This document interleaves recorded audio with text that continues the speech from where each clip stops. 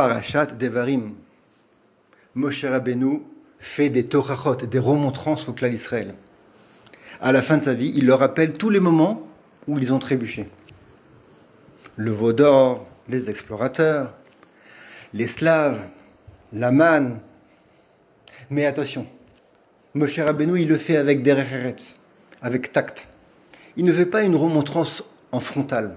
Il le fait avec remez, en allusion, pour pas heurter l'autre et surtout pour que l'autre en apprenne du moussard et s'améliore.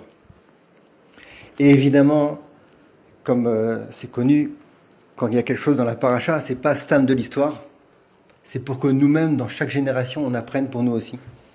Et donc le premier message, c'est quand on fait une critique, il faut que ce soit une critique qui vise à améliorer l'autre.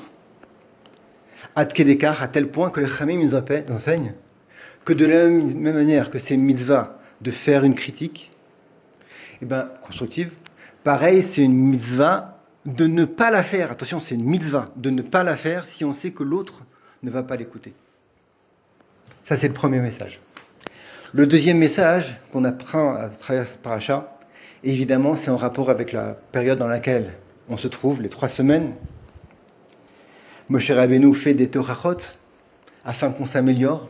Et bien pareil aussi, dans ces 3 semaines, nous aussi, on doit se faire des propres torachot, d'introspection, pour faire tout pour que nos fautes soient arrangées.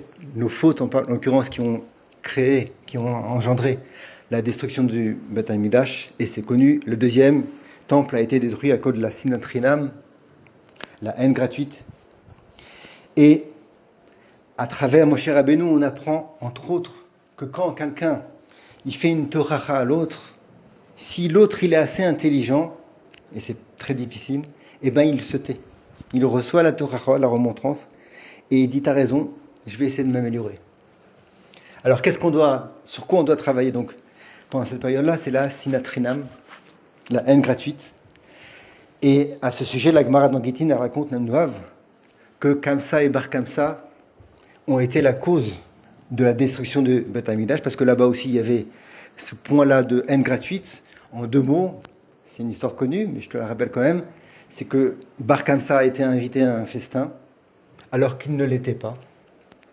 L'hôte du festin l'a complètement rejeté, il lui a fait honte en public, ce qui a créé une vengeance, un instinct, une envie de vengeance chez Bar Kamsa, qui est parti tout raconter aux Romains et qui sont partis détruire Jérusalem et le temple.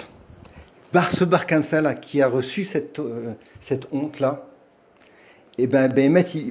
Kaviachol, façon de parler, il aurait dû se contenir. C'est très difficile, c'est un grand travail. C'était pas justifié ce qu'on lui a fait. Mais on doit apprendre à contrario que il faut pas faire comme lui. Il faut se retenir. Et quand on se retient face à une attaque non justifiée de l'autre, le srout, le mérite, il est incommensurable, grandiose, sans mesure.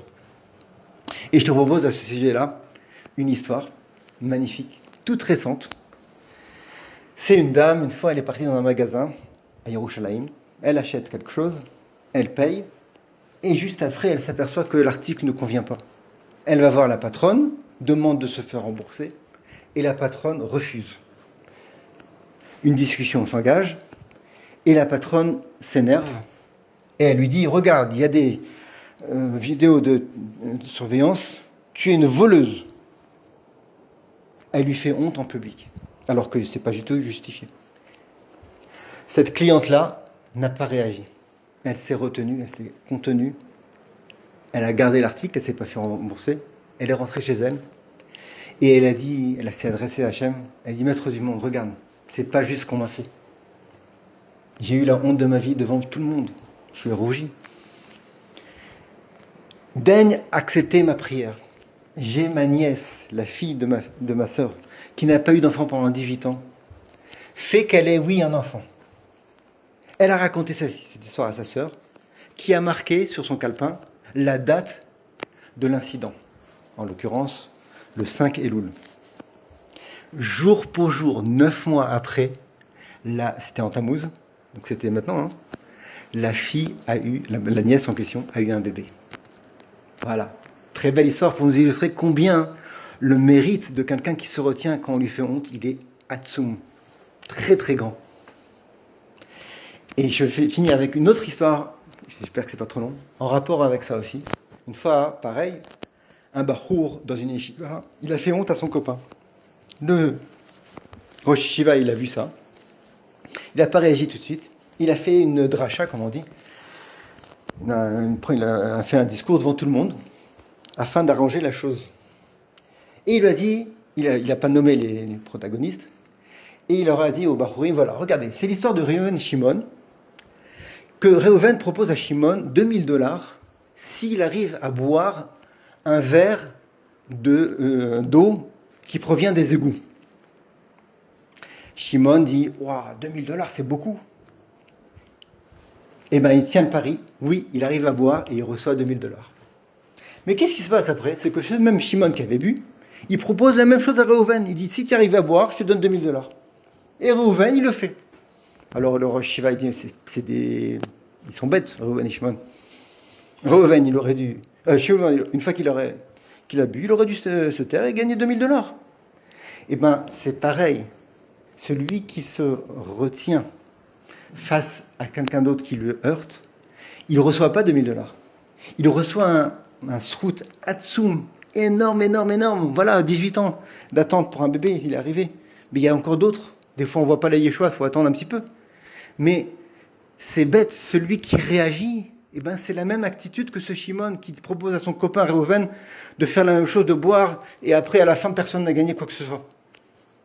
Bezat Hashem, qu'on soit zoré bientôt la construction du Beth Amikdash, grâce au fait que nous aussi, on se travaille, on est l'amour de l'autre, et Bezat Hashem, Bimera Biyamno, Mashiach, il va venir, Shabbat Shalom.